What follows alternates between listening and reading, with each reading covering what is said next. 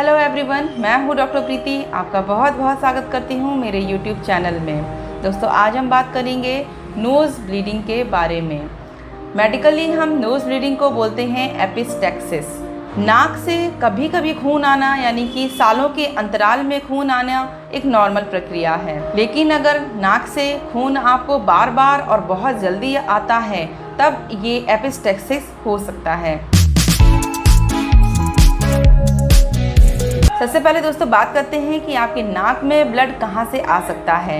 नाक में ब्लड आ सकता है आपके थ्रोट से, यानी कि गले से, या फिर ट्रैकिया यानी कि आपकी सांस की नली से, या फिर स्टमक से आ सकता है। नाक के दोनों ही नॉस्ट्रिल्स यानी कि छिद्र से अगर आप में ब्लड आ रहा है तो ये नॉर्मल नहीं है। इसका मतलब है कि आपका कोई और भी ऑर्गन है, यानी कि आपका बॉडी पार्ट है, वो इन्वॉल्व है। और अगर किसी एक नॉस्ट्रिल से ही ब्लड आ रहा है, जैसे कि लेफ़्ट नॉस्ट्रिल से जब एक बार आता है तो फिर राइट से नहीं आता है, और अगर राइट नॉस्ट्रिल से आता है तो लेफ़्ट से नहीं आता है, तो ये होता है एपिस्टेक्सिस का सिम्टम।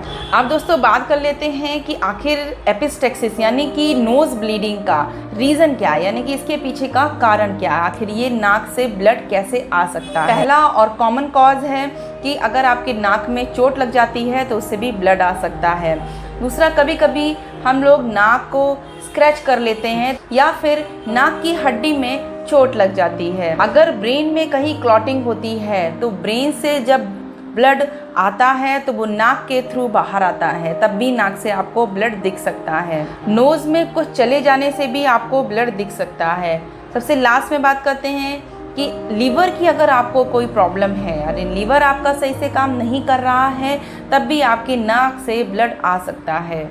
कुछ लोग ऐसे होते हैं जिनको एग्जर्शन हो जाता है, यानी कि बहुत ज़्यादा काम कर लेते हैं, उसके बाद भी उनको नाक से ब्लड आने की संभावना हो जाती है। मोस्टली देखा ये गया है दोस्तों कि अगर आप बहुत ज़्यादा खांसते हैं तब भी आपकी नाक से ब्लड आ सकता है। इसके पीछे का रीज़न ये हो सकता है कि जैसे ही आप खांसते हैं तो नाक की जो ब्लड सप्लाई होती है वो बहुत ही थिन कैपिलरीज होती हैं, तो वो जब खांसते हैं ना तो उससे बहुत ज़्यादा प्रेशर बिल्डअप हो जाता है नाक में, जिससे कि जो वेसल्स होती हैं फट जाती हैं और उससे ब्लड आपका आ जाता है। कुछ लोगों में अगर कोल्ड बहुत दिनों से है तो उन लोगों में भी नाक से ब्लड आ जाता है। अगर आपको साइनसाइटिस की प्रॉब्लम है, यानी कि आपके स्कल में कहीं भी साइनस में अगर कोई प्रॉब्लम है, तब भी आपके नाक में से ब्लड आ सकता है। और अगर आपके नाक में कोई एब्सेस यानी कि फोड़ा या पॉलिप है तो उसकी वजह से भी नाक में ब्लड आ सकता है।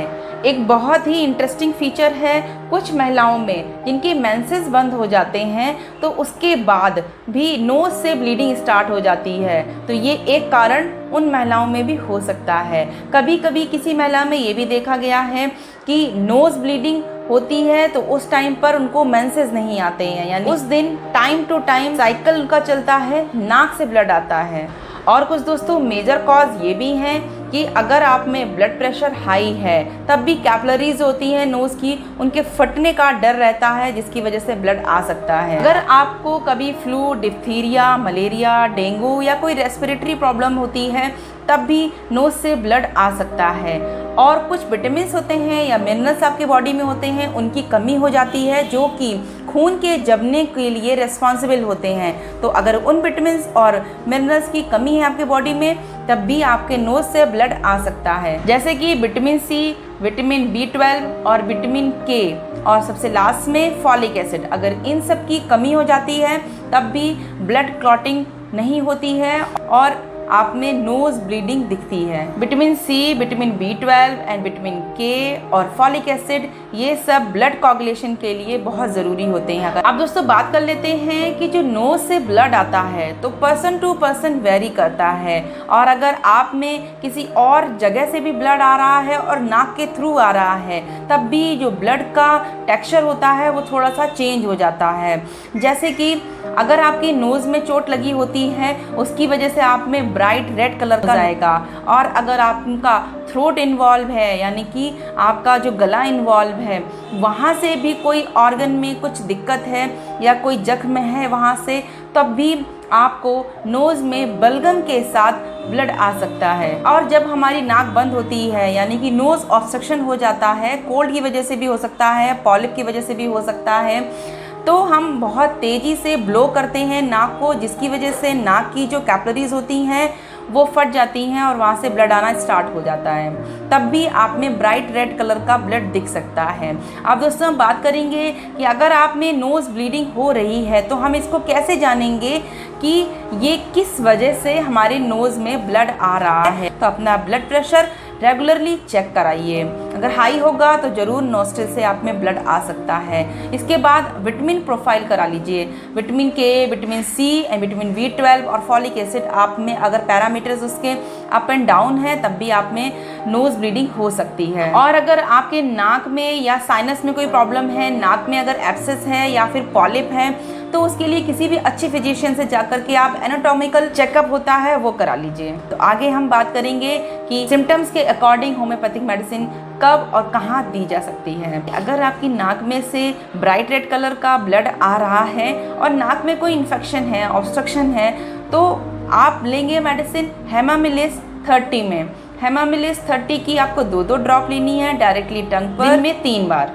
अगर आप बहुत ही हेल्दी व्यक्ति हैं और इसके बाद भी आपको अचानक किसी बिना रीज़न के भी नाक से ब्लड आ जा रहा है या आपको रीज़न पता भी नहीं चल रहा है कि मुझे आखिर ब्लड क्यों आ रहा है नाक से, तब आप उस कंडीशन में मेडिसिन एकोनाइट 30 ले सकते हैं। इसकी 2-2 ड्रॉप डायरेक्टली टंग पे लीजिए, दिन में 3 बार। अगर आपके नाक के साथ कुछ भी मिक्स होकर के आता है, यानी कि अगर वो क्लॉटेड ब्लड होता है या फिर उसके साथ बलगम मिक्स होकर के आता है, तब उस कंडीशन में आपको मेडिसिन लेनी होगी मिलीफोलियम 30 की 2-2 ड्रॉप डायरेक्टली टंग पर, दिन में 3 बार। एक ऐसी महिला जिसमें मेंसेस बंद हो जाते हैं और उसके बाद उनको नोज ब्लीडिंग स्टार्ट होती है, तब हम मेडिसिन लेंगे पल्सेटिला 30 में 2-2 ड्रॉप डायरेक्टली टंग पर, दिन में 3 बार। अब दोस्तों मैं आपको एक ऐसे सिम्टम्स बता रही हूँ, जैसे कि अगर आप में मेनोपॉज की कंडीशन है, यानी कि आपके मेंसेस बंद हो जाते हैं, तब उसके बाद आपको नोज ब्लीडिंग होती है, तब तो आपको पल्सेटिला 30 लेनी है। लेकिन अगर आपको पीरियड हो रहे हैं रेगुलर और बीच में अचानक ऐसा होता है कि पीरियड के टाइम पे ही, यानी कि एक साइकिल में मंथली आपको पीरियड नहीं हो रहे हैं और उसकी जगह आपको नाक से ब्लड आ जाता है, तो उस कंडीशन में दोस्तों आपको मेडिसिन लेनी होगी ब्रायोनिया 30।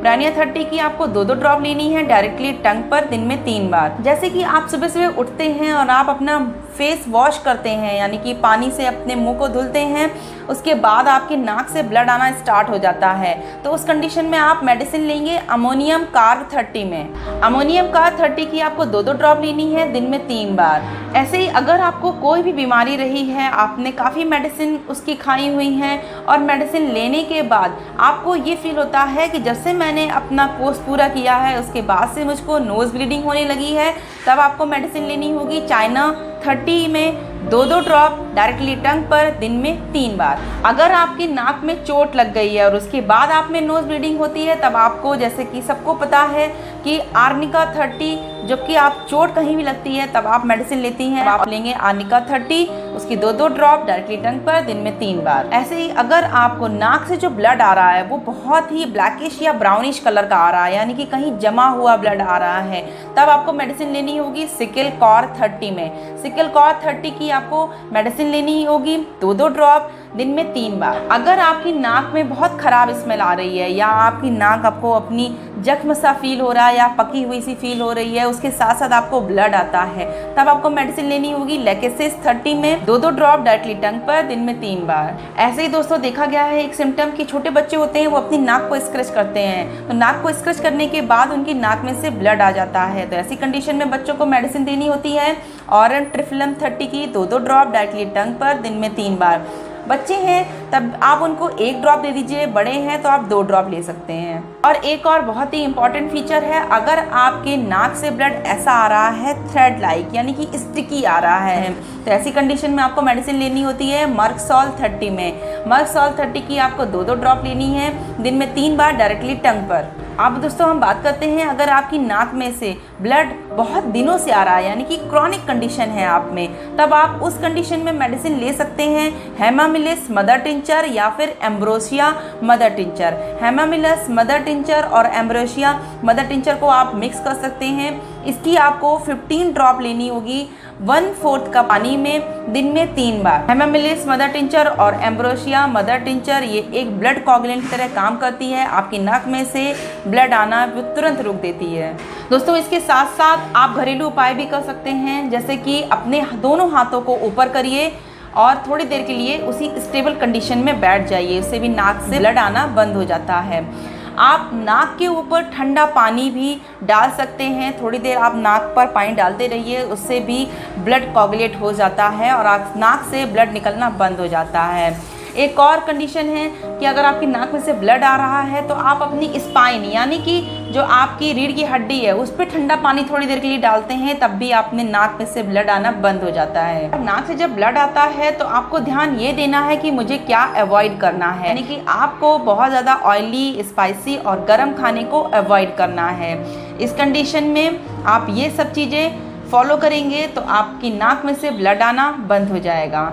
दोस्तों, आशा करती हूँ कि आपको वीडियो अच्छा लगा होगा। अगर अच्छा लगा है इसको तो लाइक और शेयर करना बिल्कुल ना भूलें, और मेरे चैनल पर पहली बार आए हैं तो इसको सब्सक्राइब करें और बेल आइकन को भी हिट कर दें, जिससे कि मेरे आगे आने वाले इन्फॉर्मेटिव वीडियोज़ के बारे में आपको नोटिफिकेशन मिलता रहे। चलिए दोस्तों, मिलते हैं नेक्स्ट वीडियो में।